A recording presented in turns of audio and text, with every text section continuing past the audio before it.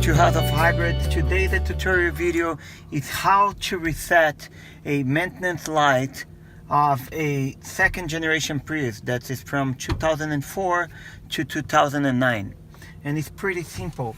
First thing that you need to check before you do anything, press twice the power. You don't need to press the brake. We don't need the car on, we just need the power on.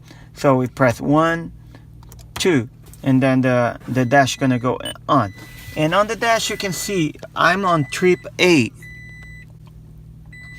and you want to come over here by the multi display function and press till that trip A change to next one gonna be trip B, and then the odometer has to be on odometer. Then you turn off your vehicle, and now you will press the odometer trip button and hold, and then you press twice the power button. Is still holding that button, and on the second time you're gonna hold the power button.